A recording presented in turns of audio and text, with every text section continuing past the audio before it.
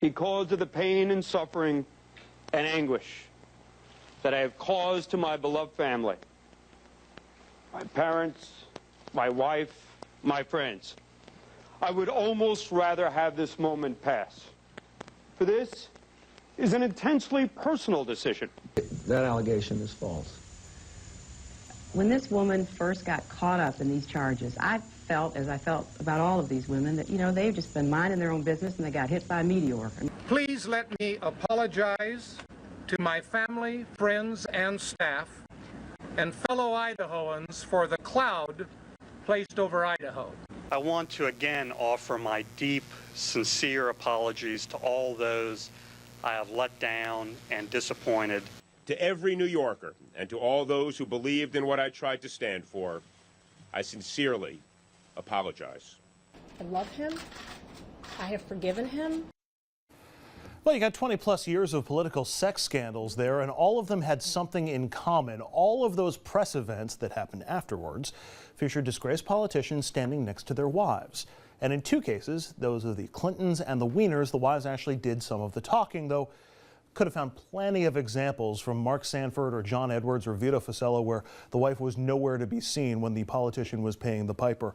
And I'm curious, because it feels like in some ways the role of the jilted wife or the jilted spouse has changed a little bit in politics. We seem to spend a lot of time putting the spotlight on the spouse, not necessarily as much on the politician. I'm curious if you think it's changed over the years.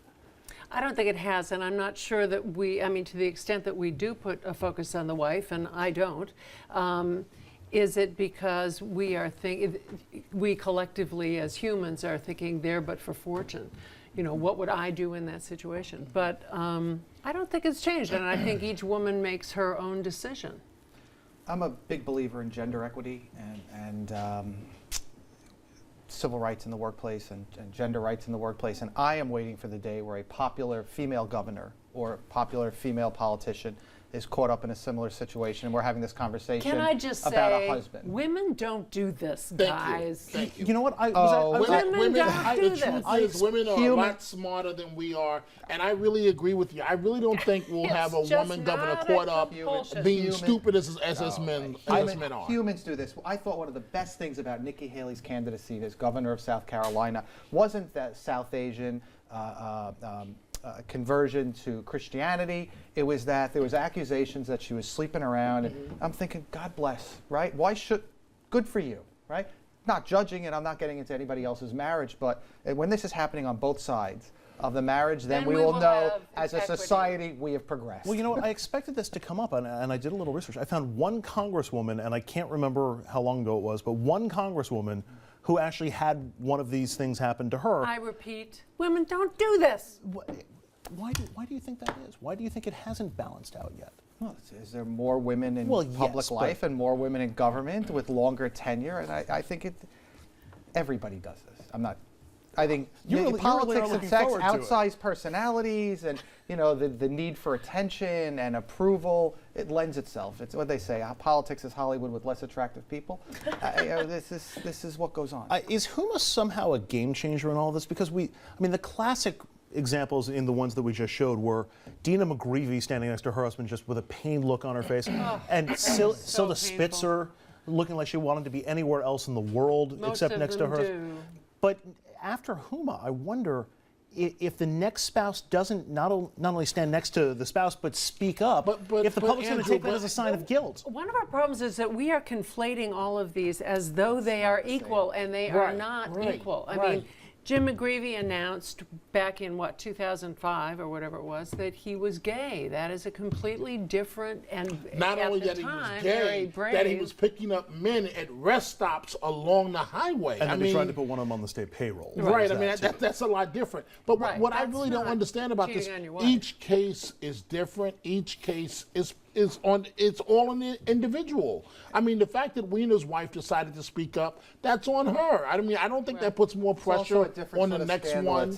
It's a millennial. It's social media, and we don't know what context there were. And if he was being racy and inappropriate online, then and not that's only a lot that, if different. she didn't speak up, he was done that night.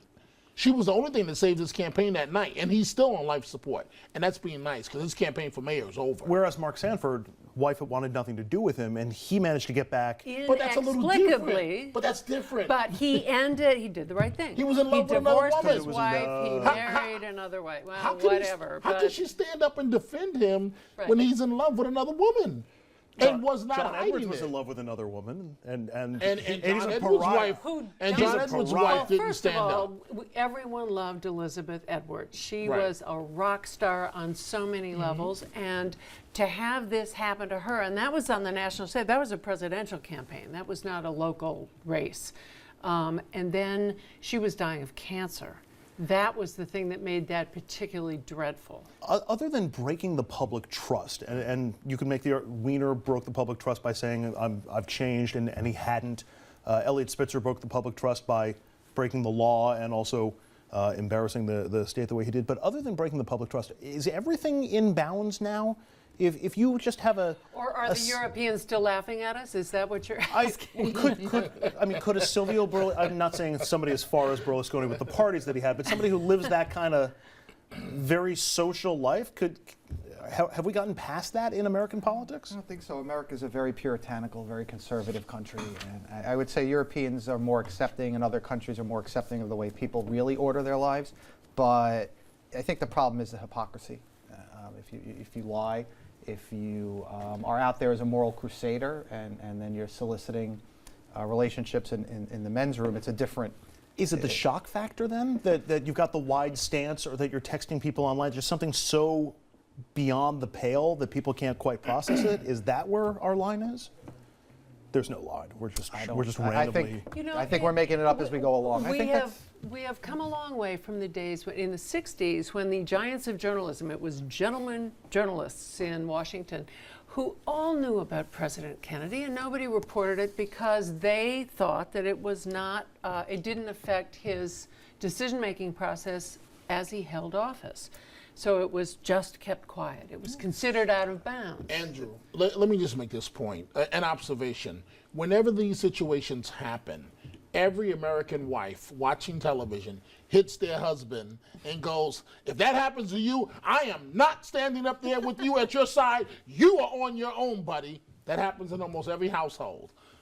Wait till it happens to you. If your spouse is in public office. What are you trying to say? What I'm trying to say is, it's easy to say what you would do until you're in that situation. Right, the point I've made before: the wives often want to win more than the husbands do.